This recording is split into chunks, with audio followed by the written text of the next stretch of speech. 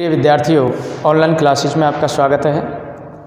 ये जो मैं पद पढ़ाने जा रहा हूँ ये बीए पार्ट फर्स्ट ईयर की पुस्तक अनिवार्य हिंदी से पढ़ाने जा रहा हूँ।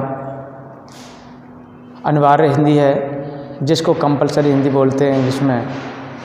तो देखो, ये कबीर की साखी हैं और कबीर की साखियों को गुरुदेव को अंग शीर्षक कविता से गुरुदेव को अंग शीर्षक से लिया गया है। तो इसमें जो साखियाँ हैं उनका जो भावार्थ है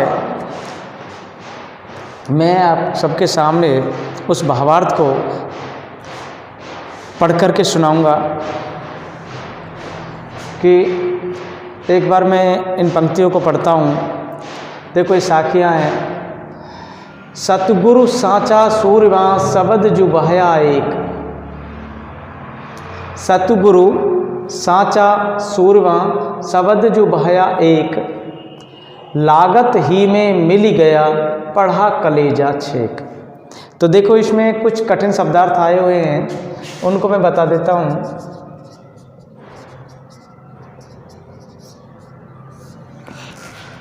कठिन शब्दार्थ में आया है जैसे साचा, सूरवां, शब्द, बहया,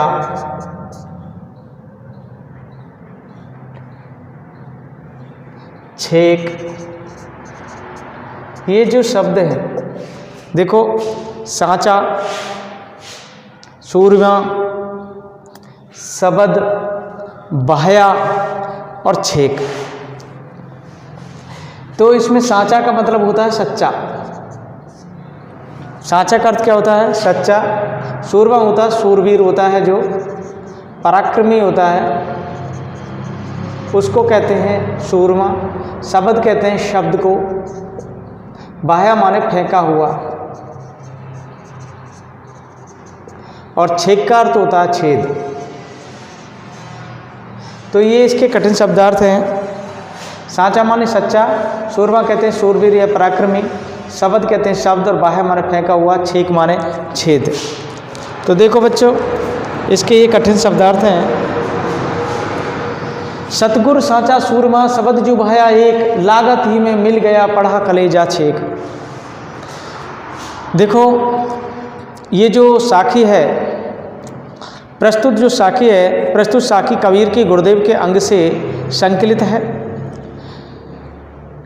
कबीर इसमें सतगुरु द्वारा शक्तिपात किए जाने के प्रभाव के बारे में बतला रहे हैं। शक्तिपात किए जाने के प्रभाव के बारे में बतला रहे हैं। कैसे?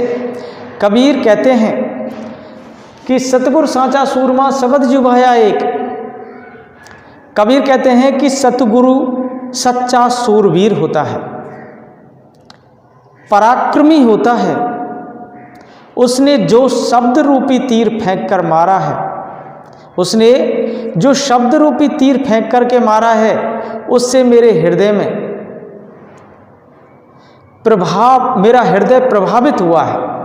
सतगुरु ने जो मेरे हृदय में जो शब्द रूपी तीर फेंक करके मारा है, उससे मेरा हृदय परिवर्तन हुआ है। लागत ही में मिल गया पढ़ा कलेजा छेक। और तीर के लगते ही मैं धरती में मिल गया हूँ, मिट्टी में मिल गया हूँ, अर्थात भूमि पर लेट गया हूँ। इसका कहने का भाव यह है कि मेरा जो अहम है, मेरा जो अहंकार है, वह सब नष्ट हो गया है, विलीन हो गया है। उससे हृदय में छेद का अर्थ होता है ज्ञान विरह का प्रभाव हो गया है। ज्ञान विरह का प्रभाव हो गया है। मेरा अहंकार नष्ट हो गया है और मेरे हृदय में ज्ञान का प्रभाव बढ़ गया है, ज्ञान का प्रभाव हो गया है। तो देखो, इसमें कबीरदास जी ने सतगुरु साचा सूरमा शब्द जो बहया एक। लागत ही में मिल गया पढ़ा कलेजा छेक। तो इसमें कबीरदास जी ने बताया कि सतगुरु होता है ना, जो सच्चा सूरवीर होता है, और उसने मेरे लिए शब्द रूपी बाण फेंक करके मारा है, जिससे मेरे हृदय में परिवर्तन हो गया और मैं भूमि में मिल गया।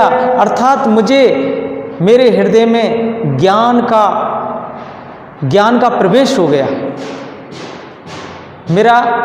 मेरे हृदय में ज्ञान विरह का प्रभाव हो गया है। तो देखो, सतगुरु ने 3 प्रकार से शक्ति का प्रहार किया है। एक तो किया था किसे? शब्द से, दूसरा किया था दृष्टि से, और तीसरा किया था स्पर्श से।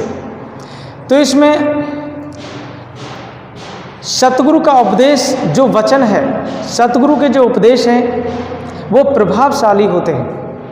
तो इसमें अनुप्रास अलंकार का भी प्रयोग किया गया, अनुप्रास अलंकार का प्रयोग किया गया है। अब हम लेते हैं दूसरी साखी लेते हैं, या दूसरा दोहा लेते हैं। दीपक दिया तेल भरी,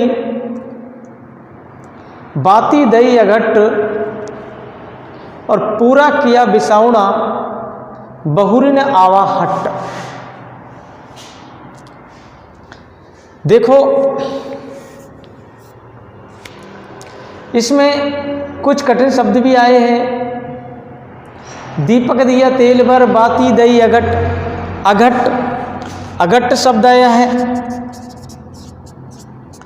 अघट का मतलब है जो ना घटने वाला।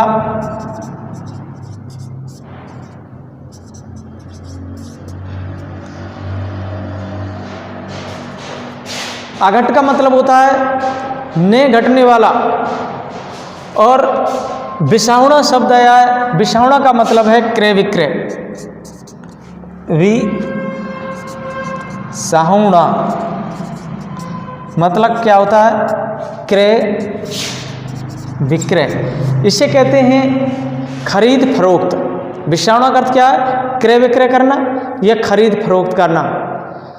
और बहुरी का अर्थ होता है फिर।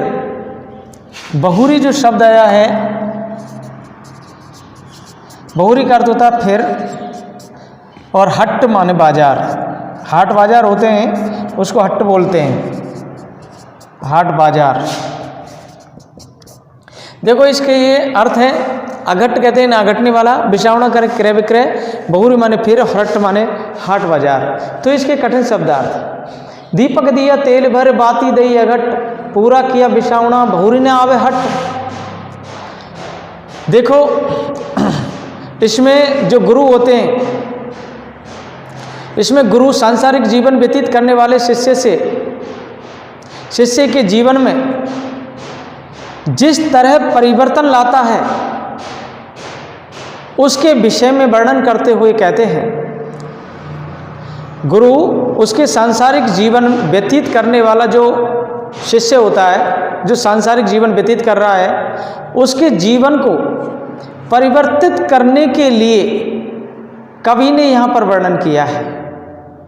परिवर्तित करने के लिए कवि ने यहाँ पर वर्णन किया है। देखो, कबीरदास जी क्या कहते हैं? दीपक दिया तेल भर, बाती दई अघट, पूरा किया बिसावना, बहुरी ने आवे हट। कबीरदास जी कहते हैं कि गुरु ने ज्ञान रूपी दीपक को प्रेम रूपी तेल से भर दिया है। गुरु ने ज्ञान रूपी दीपक को प्रेम रूपी तेल से भर दिया है, और उसमें कभी ना घटने वाली सुरती की एक बत्ती डाल दी है, जो कभी नहीं घटती है। वो सुरती की एक बत्ती डाल दी। ऐसी स्थिति में ही मैंने इस संसार रूपी बाजार में क्रय विक्रय का काम पूरा कर लिया। ऐसी स्थिति मैंने संसार रूपी जो बाजार है, उसमें क्रय विक्रय का काम पूरा कर लिया, ताकि फिर संसार रूपी बाजार में ना आना पड़े, जिससे कि इस बाजार में दोबारा से ना आना पड़े। क्रय विक्रय का काम, इस संसार रूपी बाजार में मैंने क्रय विक्रय का काम पूरा कर लिया है, जिससे कि इस बाजार में दोबारा ना आना पड़े। कबीर का जो कहने का भाव है, कबीर का जो कहने का भाव है उसका है कि गुरु ने ज्ञान दे दिया है। क्या ज्ञान दे दिया है? ईश्वरीय प्रेम, ईश्वर के प्रति अत्यधिक लगाव उत्पन्न कर दिया है गुरु जी ने। तो इसमें जो उसका दृष्टिकोण है, अब वो सांसारिक दृष्टिकोण नहीं रहा है, लौकिक दृष्टिकोण नहीं रहा है। इसमें क्या है, जो उसके प्रारब्ध कर्म हैं, उस प्रारब्ध कर्म का क्षरण करता हुआ, उस प्रारब्ध कर्म का क्षरण करता हुआ मैं ईश्वर की ओर उन्मुख रहा हूँ, ईश्वर की ओर ही देखता रहा हूँ।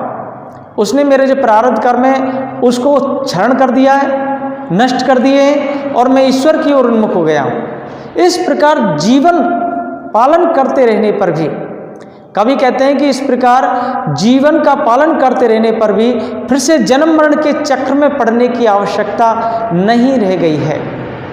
मतलब जब हमें गुरु का जो ज्ञान मिल गया है उससे हमारा हृदय परिवर्तन हो गया है, हमें ईश्वर ज्ञान प्राप्त हो गया है, जिससे कि इस संसार में दोबारा से हमें नहीं आना पड़े, जन्म मरण से छुटकारा मिल जाए और हमें मोक्ष की प्राप्ति हो जाए। इसमें क्या है, गुरु की कृपा को विशेष महत्व दिया गया है।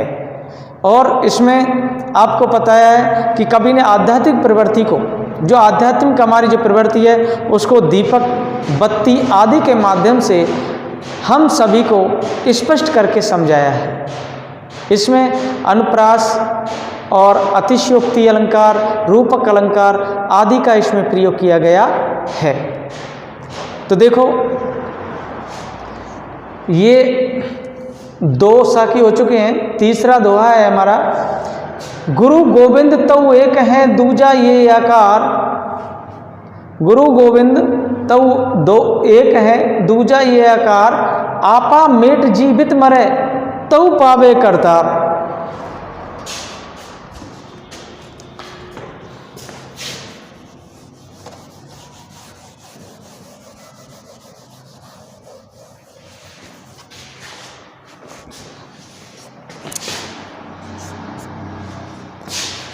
गुरु गोविंद तऊ एक हैं दूजा ये आकार, आपा मेट जीवित मरे तऊ पावे करतार। तो इसमें आपको पता है दूजा शब्द आया है। दूजा का मतलब होता है क्या? दूजा का अर्थ क्या होता है? दूसरा। और यहू शब्द आया है, यहू का मतलब यह होता है। आपा शब्द आया है, आपा का मतलब अहंकार होता है। आपा का मतलब क्या होता है? आपा का मतलब अहंकार होता है। और जो करतार शब्द आया है, करतार आप सभी जानते हैं, करतार का अर्थ होता है ईश्वर। गुरु गोविंद तऊ एक हैं दूजा ये आकार, आपा मेट जीवित मरे तऊ पावे करतार। तो देखो, कबीर गोविंद का, ईश्वर का परिचय कराने के कारण गुरु को बड़ा महत्व मानते हैं। वे उसे गोविंद का ही रूप मानते हैं। गुरु को ईश्वर प्राप्ति के लिए वे हमारे अंदर जो अहम भावना है, अहंकार भरा हुआ है, उस अहंकार के त्याग को उस अहंकार का त्याग करना बहुत जरूरी बताया गया है। इसी के कबीर इसी के बारे में वर्णन करते हुए कहते हैं, गुरु गोविंद तऊ एक हैं दूजा ये आकार, आपा मेट जीवित मरे तऊ पावे करतार। तो इसमें कबीरदास जी कहते हैं कि गुरु और गोविंद दोनों एक हैं, उनमें कोई भेदभाव नहीं है। गुरु गोविंद दोनों एक हैं, उनमें कोई भेदभाव नहीं है। ये दोनों एक ही माने गए हैं। इनमें अंतर केवल आकार का है, उपाधि का है। गुरु साकार है और ईश्वर निराकार है। गुरु कैसा होता है? गुरु साकार होता है और ईश्वर निराकार होता है।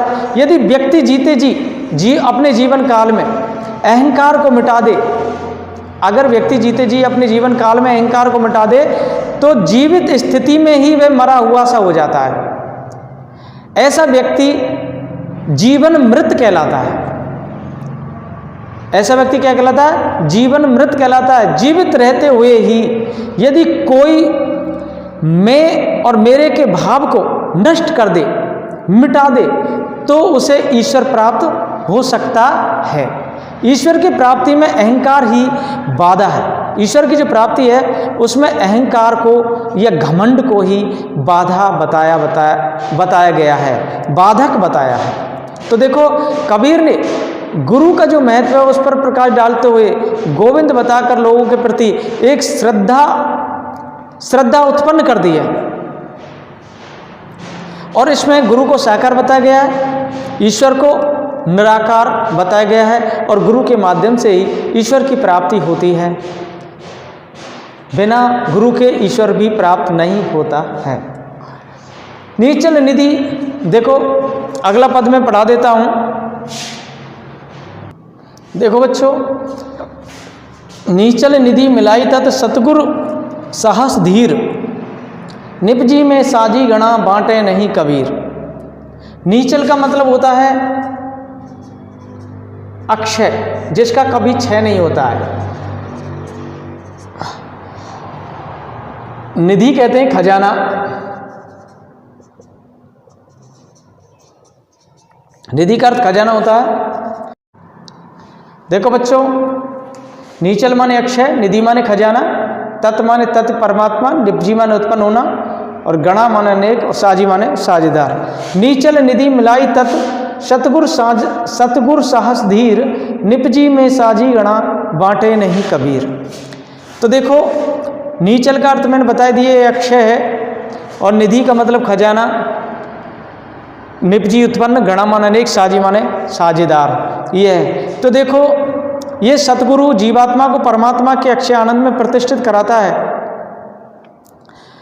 कि जिसे बांटने वाले बहुत भागीदार बनना चाहते हैं परमात्मा के आनंद को, किंतु उस आनंद को पाने वाला उसे किसी को नहीं देना चाहता है।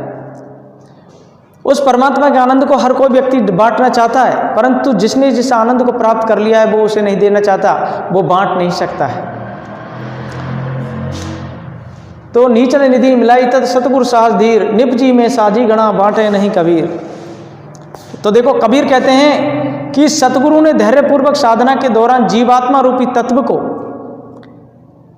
कबीर कहते हैं कि सतगुरु ने साहस पूर्वक या धैर्य पूर्वक जब साधना करता है व्यक्ति, तो साधना के दौरान जीवात्मा रूपी तत्व को परमात्मा के परमानंद रूपी खजाने से संयुक्त करा दिया है। परमात्मा का जो परमानंद रूपी खजाना है उससे मिला दिया है। जीवात्मा को प्राप्त उस आनंद को बांटने के लिए, जीवात्मा को प्राप्त उस आनंद को बांटने के लिए, साझीदार बनने के लिए लोग उत्सुक हो रहे हैं, किंतु कबीर उस आनंद को बांटने के लिए तैयार नहीं हुए।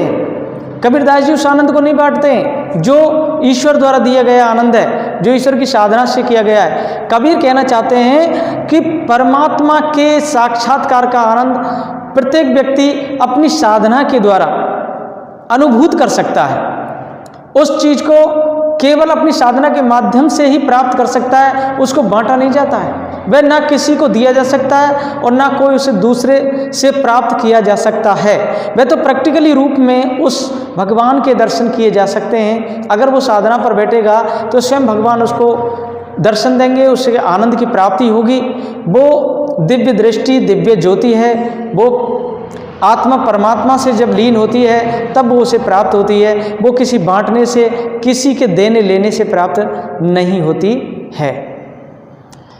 तो देखो, कबीर बताते हैं कि परमात्मा का आनंद प्रत्येक को स्वयं प्राप्त करना पड़ता है, वह बांटा नहीं जा सकता है। इसमें अनुप्रास अलंकार का प्रयोग किया गया है और इसमें काव्यलिंग अलंकार का भी प्रयोग किया गया है।